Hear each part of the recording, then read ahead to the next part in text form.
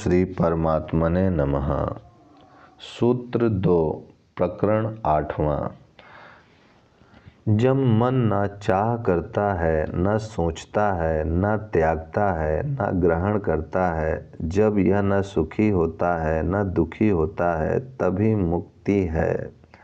इस सूत्र में अष्टावक्र कहते हैं कि जो बंध के कारण ही मोक्ष है, अर्थात जब चित्त न चाह करता है, न सोचता है, न त्यागता है, न ग्रहण करता है, जब यह न सुखी होता है न दुखी होता है, तब मुक्ति है। चित्त की शांत अवस्था ही मुक्ति है। यह मन, बुद्धि, अहंकार और शरीर भी चित्त से भिन्न नहीं है, बल्कि चित्त की ही विभिन्न अवस्थाएं हैं। चित्त वासनाओं और इच्छाओं का पुंज है। उसमें मैं भाव का उत्पन्न होना, अपने को आत्मा से भिन्न मानना ही अहंकार है। वासना पूर्ति हेतु जब वह विचार करता है, तब उसे मन कहते हैं।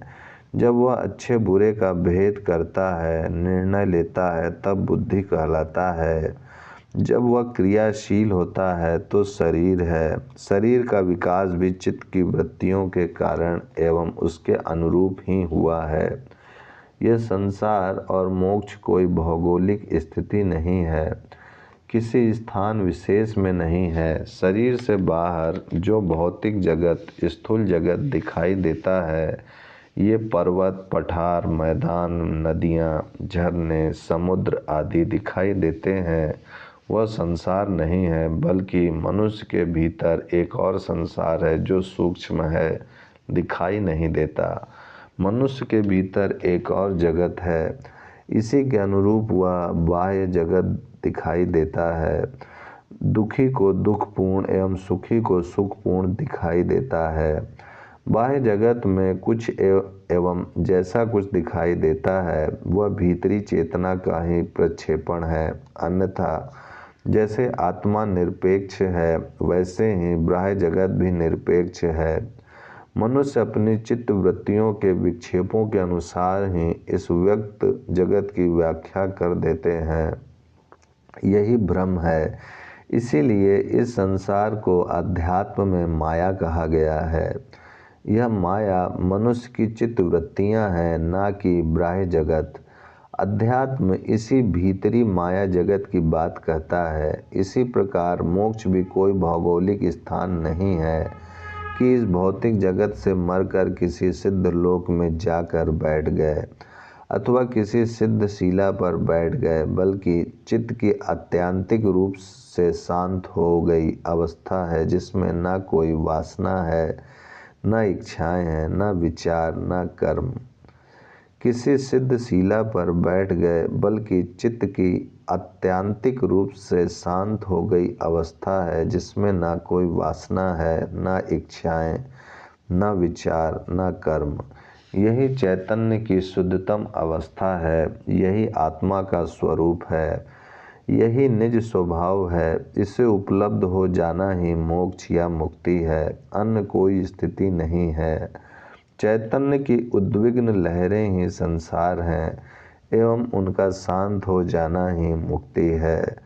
मोक्ष की चाह करना, मोक्ष की चाह में संसार छोड़ देना, सत्य और आनंद की खोज में छोड़ना भी मोक्ष का मार्ग नहीं है, बल्कि वह भी कामना, वासना की लहरें ही हैं। संसार की कामना हो या मोक्ष की लहरें, ये भी एक मन की कल्पना और लहरें मात्र ही हैं। विषय बदलने में से लहरों में कोई अंतर नहीं आता।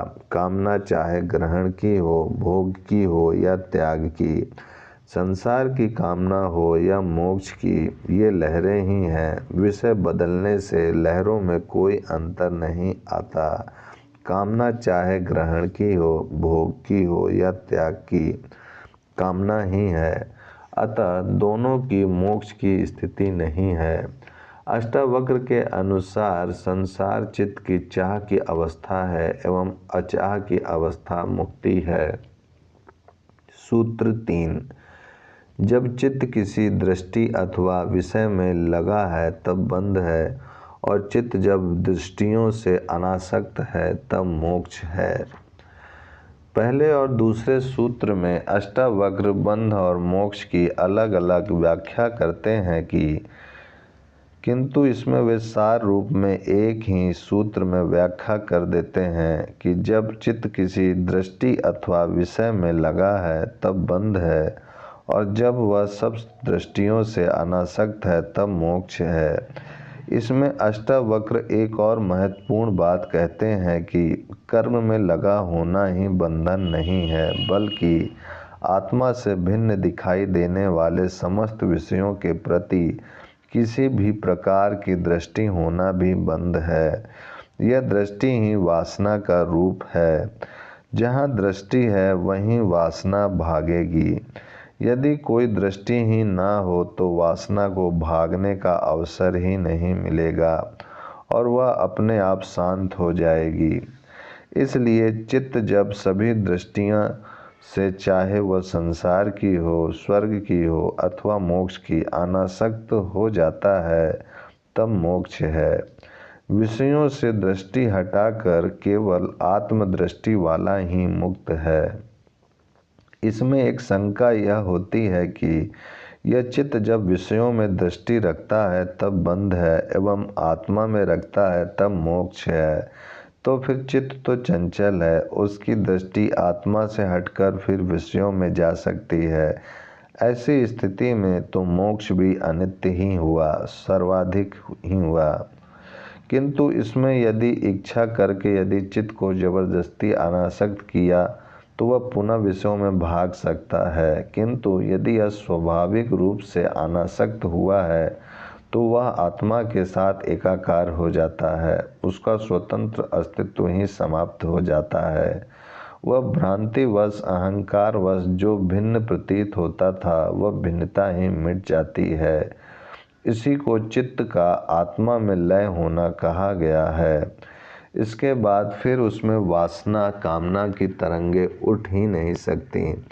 जैसे भुना हुआ चना अंकुर पैदा नहीं कर सकता, उसी प्रकार आत्म रूप होने पर वह चित्त रहता ही नहीं, तो फिर उसमें वासना का बीज भी कैसे रह सकता है।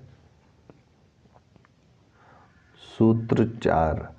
जब तक मैं है तब तक बंध है, जब मैं नहीं तब मोक्ष है। इस प्रकार का विचार कर, न इच्छा कर, न ग्रहण कर, न त्याग कर। इस सूत्र में अष्टावक्र बंधन का कारण अहंकार को बताते हुए कहते हैं कि जब तक मनुष्य में मैं भाव है तभी तक बंध है। आत्मा से भिन्न किसी की सत्ता है ही नहीं, किंतु इस मैं भाव से ही इन सब भिन्नताओं की प्रतीति होती है। मैं भाव ही अहंकार है, जिसके मिटने से सारी भिन्नताएं समाप्त हो जाती हैं। चित्त रूपी वायु से आत्मा रूपी शांत समुद्र में एक तरंग उठी। इसी तरंग ने अज्ञानवश भ्रांतिवश अपने को आत्मा से भिन्न अनुभव किया। यह भिन्नता का अनुभव ही अहंकार बन गया। अहंकार के कारण अथवा भिन्नता के कारण वह स्वयं कर्ता बन गया, भोक्ता बन गया, विचार एवं बुद्धि का प्रयोग करने लगा। विषयों में आसक्ति बढ़ी, कुछ पाने की इच्छा से दौड़ धूप आरंभ हुई। यही मन एवं बुद्धि बन गया, जिससे दृष्टि का क्रम चल पड़ा। यह सारा उपद्रव अहंकार के कारण आरंभ हुआ कि उसने अपना स्वतंत्र अस्तित्व मान लिया।